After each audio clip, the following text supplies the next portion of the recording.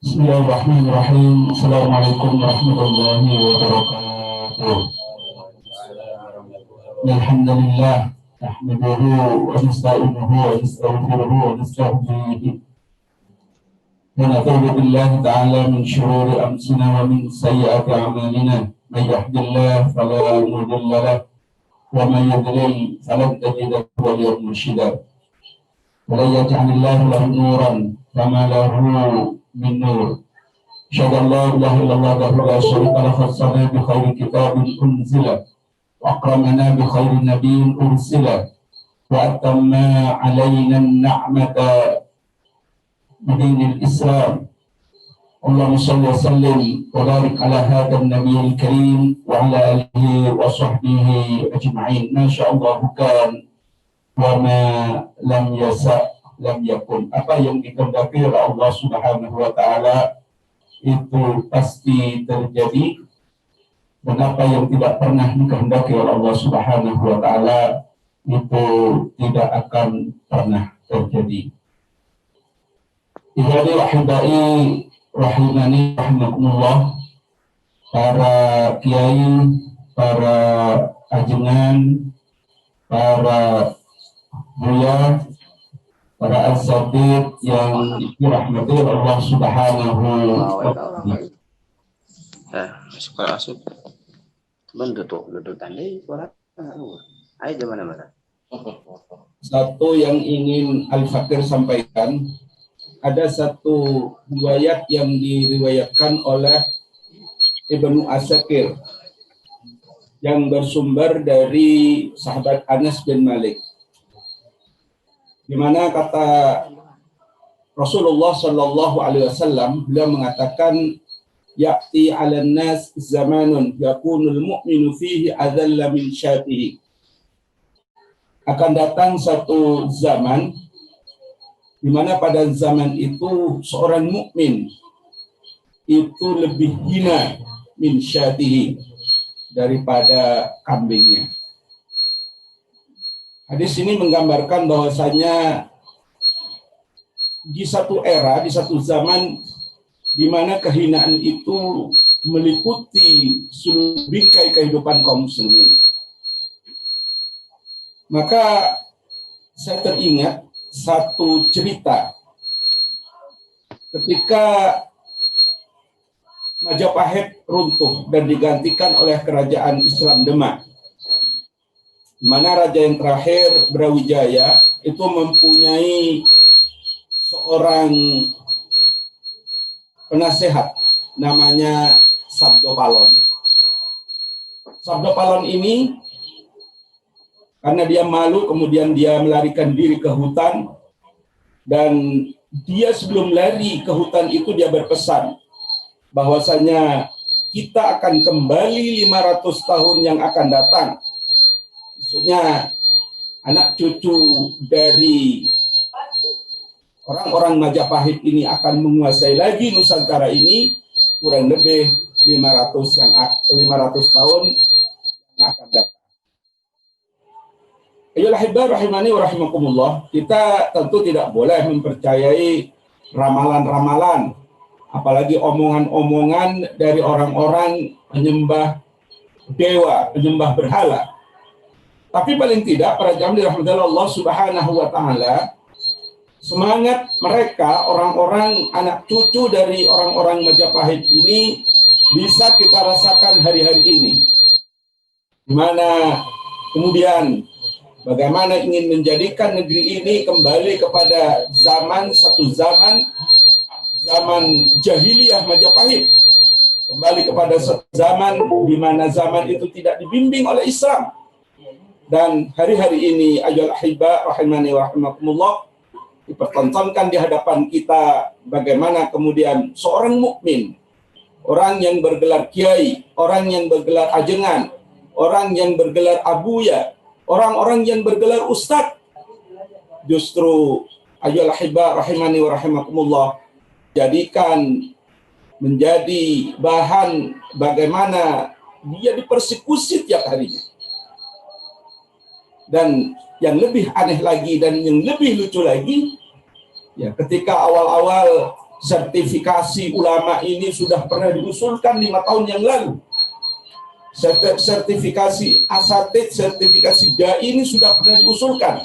Dan lagi-lagi ayyuhal ahibba rahimani wa rahimakumullah, kali ini kemudian ini diusulkan lagi. Ini sesungguhnya ada apa dengan masalah sertifikasi ini?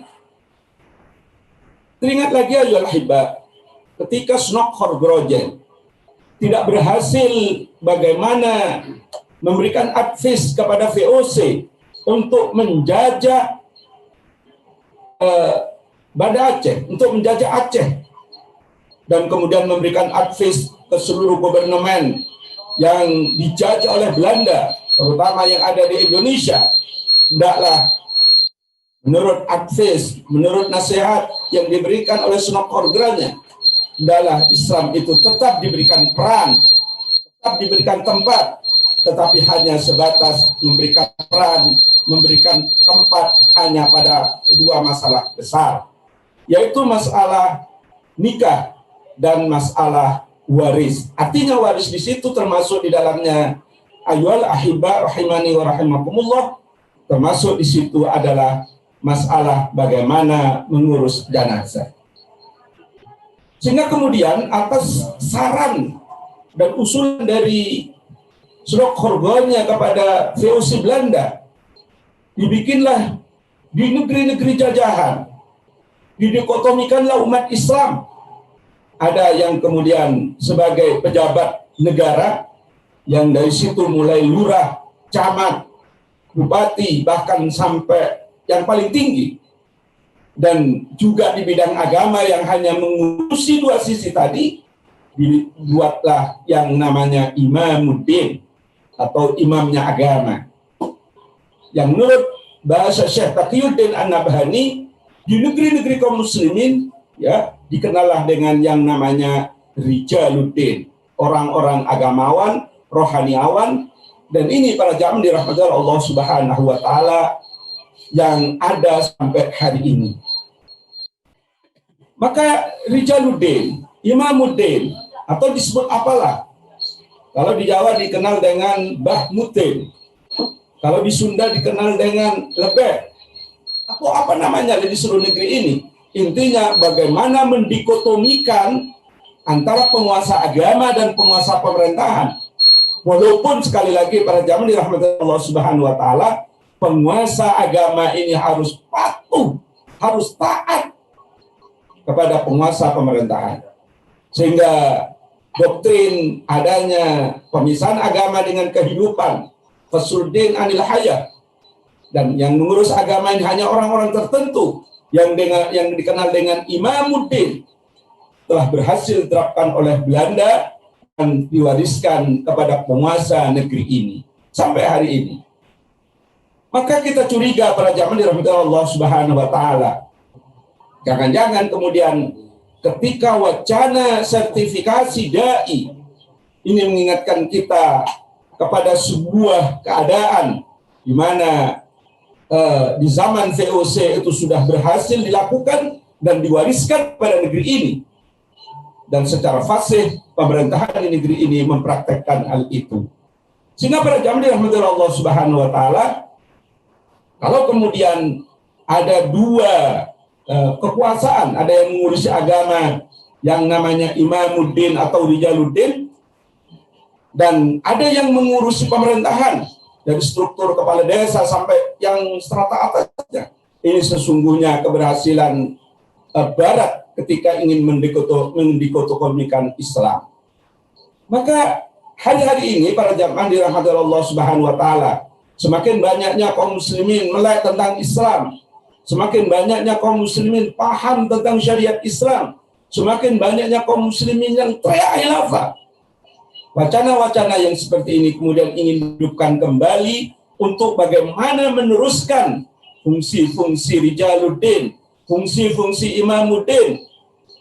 Karena memang ada di tengah-tengah masyarakat, dia tidak digelari dengan Imamuddin, dia tidak digelari dengan Rijaluddin, tapi mampu berdakwah, amar ma'ruf nahi mungkar di tengah-tengah kita. Bisa jadi 2 hal para jamaah dirahmati Allah Subhanahu wa taala. Bisa jadi dia takut kesaing dengan dai-dai yang memang ikhlas, ulama-ulama yang ikhlas, ulama-ulama yang amilin, dengan dai-dai yang mendapat stempel dari rezim dari pemerintah ini. Dan hal ini Pak yang jamaah dirahmati Allah Subhanahu wa taala. Saya teringat sebuah bait syair yang ditulis oleh Sabir Quti, di mana bait syair itu berbunyi hadzal zamanul ladzi kunna nuhadiru wa fi qauli Ka'bin wa fi qauli Ibnu Mas'udi. Zaman inilah, kata Sabir Quti, yang kita khawatir akan menimpa kepada kita, fi qauli Ka'bin wa qauli Ibnu Mas'udi, sebagaimana yang dikatakan oleh oleh Ka'ab dan sahabat Ka'ab, dan sebagaimana yang juga dikatakan oleh Ibnu Mas'ud. Dahrun fi al-haqqu mardudun bi ajma'i wal jawru fi adahu ghairu mardudi. Di mana di zaman itu kebenaran Islam mardudun bi ajma'i. Kebenaran Islam kemudian ditolak mentah-mentah, ditolak secara total, bahkan diputarbalikkan. Yang mengajarkan Islam dikriminalisasi. Bahkan mohon maaf ayolah ahibba, hari-hari tadi mulai dari kemarin, bagaimana dengan gegap gempitanya Satpol PP, polisi, dan lain sebagainya berusaha menurunkan baliho-baliho yang terpampang di situ gambar Habib Rizik di seluruh Pondok Melati ini. Wallahu a'lam, ada apa dengan itu? Terlepas kemudian mereka tidak bayar pajak, itu kan urusan lain. Tetapi kenapa kemudian ketika ada tokoh yang ingin menyerukan umat Islam bersatu, kok sepertinya mereka sangat alergi dengan itu? Sehingga benar dahrun fi al-haqqu mardudun bi ajma'i, di mana kebenaran Islam pada zaman itu ditolak secara total, wal jawru fi adahu mardudi, sementara kebatilan diterima secara menyeluruh.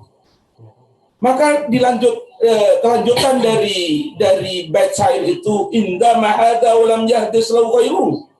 Maka ini jika ini terus terjadi secara terus menerus, walam yahdis lahu ghairu, tanpa ada yang lain, lam yabqaka mayitun walam yufarrih bimauludin.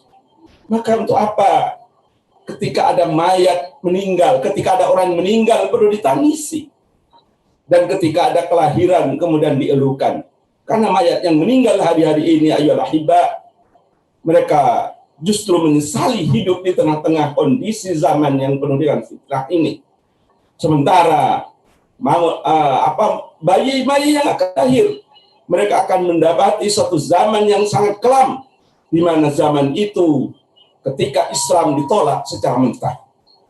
Maka pada zaman ini rahmatan Allah Subhanahu wa taala, maka apa sesungguhnya tugas kita yang tentu yang diberikan oleh Allah Subhanahu wa taala, kemampuan ilmu, bagaimana kemudian mendakwakan Islam secara benar, mendakwakan Islam pada intinya, di mana Islam ini tidak akan pernah tegak tanpa ada satu wadah, tanpa ada satu naungan yang dinamakan oleh Rasulullah Shallallahu Alaihi Wasallam dengan al-khilafah Islamiyah.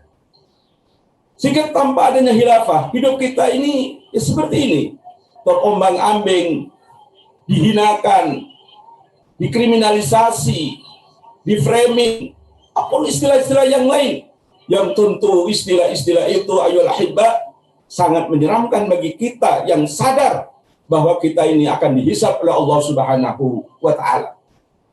Kecuali kalau kita tidak ada iman kepada Allah Subhanahu wa taala, hidup di zona yang nyaman dan aman seperti ini, merasa enjoy saja karena memang tidak dibimbing oleh iman. Tetapi ingat, bahwasanya ketika ada khilafah tidak mungkin ada persekusi. Ketika ada khilafah tidak mungkin orang akan dihinakan. Seorang mukmin tidak akan lebih hina daripada kambingnya sendiri. Sehingga Rasulullah Shallallahu Alaihi Wasallam pernah bersabda di dalam satu hadis yang diriwayatkan oleh Jabir bin Abdullah, yang diriwayatkan secara sahih oleh Ibnu Majah, kata Rasulullah Shallallahu Alaihi Wasallam, innamal madinatu kalkir tanfi khabasha wa yasna'u tibuha. Sesungguhnya Madinah Artinya negara Madinah bukan hanya Madinah sebagai tempat hijrah Rasulullah, tapi ketika Rasulullah Shallallahu Alaihi Wasallam membangun kekuasaan, dikatakan oleh Rasulullah, Innal Madinatu kalkir. Madinah itu seperti ubapan atau seperti alat peniup tukang pandai besi, di mana tanfi khabasyah, di mana di Madinah itu akan membersihkan mana besi dan mana kotoran besi, wa yasnautibuha, dan akan menjadikan di Madinah itu semua akan menjadi baik. Artinya apa para jamaah? Ayyuhal ahibah rahimani wa rahimakumullah, ketika ada khilafah, semuanya akan terseleksi. Ketika ada khilafah, semuanya masyarakat akan terayomi, dan kemungkaran tentu akan keluar dari bumi khilafah karena mereka merasa tidak nyaman. Dan dijamin oleh Rasulullah SAW, wa yasna'u tibwa, semuanya di dalam negeri Islam itu semuanya akan menjadi baik. Yang terakhir pada zaman ini rahmatullah subhanahu wa ta'ala, hadis yang sama diriwayatkan oleh Abu Hurairah radhiyallahu anhu, di mana Rasulullah sallallahu alaihi wasallam, umirtu bi qaryatin ta'kulul qura yaquluna Yasrib wa hiya al-Madinah tanfi an-nasu kama yanfi al-kir, khabasal hadis. Umirtu bi qaryatin, saya memerintahkan, kata Rasulullah SAW, untuk kalian tuh hijrah. Tadi di awal Kiai Mahmudin sudah bicara masalah hijrah. Untuk hijrah bi qaryatin ta'kulul qura, di mana tempat darul hijrah itu akan memakan negeri-negeri yang lain. Maksudnya memakan negeri yang lain itu apa?